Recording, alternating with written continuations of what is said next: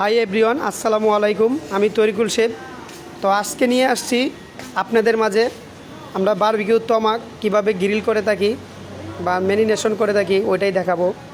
তো আমি বারবিকিউ তমাকটা প্রথমে ভালো করে হাতুড়ি দিয়ে পিটিয়ে নিয়েছি, তারপর হালকা পাইনাপেল জুস দিয়েছি যাতে এটা নরম হয়। তারপর ম্যারিনেট করার জন্য এটা আমি yellow mustard, Dijon mustard, black pepper crush করা, তারপর অলিভ অয়েল, রোজমেরি, হালকা লবণ অ্যান্ড চিকেন পাউডার দিয়ে এটা ভালো করে ম্যাসেজ করে নিয়েছি। তো এখন আমি গ্রিলের উপরে দিয়ে দিয়েছি। গ্রিলের উপরে দেওয়ার আগে গ্রিলটা আমি ভালো করে গরম করে তেল দিয়ে ব্রাশ করে নিয়েছি যাতে এটা একটা সুন্দর একটা দাগ হয়। তো দেখেন আমাদের বারবিকিউ তমাকটা কত সুন্দর গ্রিল হচ্ছে। তো এটা আমি তিন মিনিট পর্যন্ত এক সাইড গ্রিল করে নিয়েছি। তো উল্টিয়ে দিয়েছি আবার আমি, যে দেখেন। তো আরও আমি 3-4 মিনিট পর আবার একটা উল্টিয়ে দেব। গেস্ট আমার সামনেই আছে, বয়ে বয়ে ভিডিও করতেছি যে গেস্ট কি না বলে, এজন্য। তো আমাদের টমেটোটাও গ্রিল হচ্ছে। এখন আমি একটু হালকা অলিভ অয়েল দিয়ে দিয়েছি যাতে একটা ভালো ফ্লেভার আসে এবং সফট হয় আমার বারবিকিউ তমাকটা। এটা আমি মিডিয়াম ডান করব।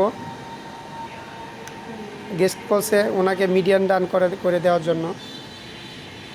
তো আমরা বারবিকিউ তমাকের সাথে সাইড ডিশ হিসেবে ম্যাশ পটেটো, সতে ভেজিটেবল অ্যান্ড বেকেট রসুন দিয়ে থাকি। ওইগুলোও আমাদের এক সাইডে হচ্ছে, আপনাদেরকে আমি দেখাবো।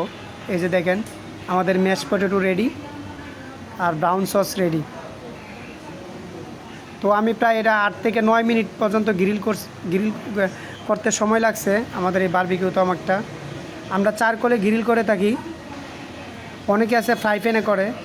তো আমরা ফ্রাই প্যান বা ওভেন এগুলাতে বারবিকিউ করি না, আমরা সবসময় স্টেক বা গ্রিল সবসময় আমরা চারকোলে এভাবে গ্রিল করে থাকি গ্রিলার দিয়ে।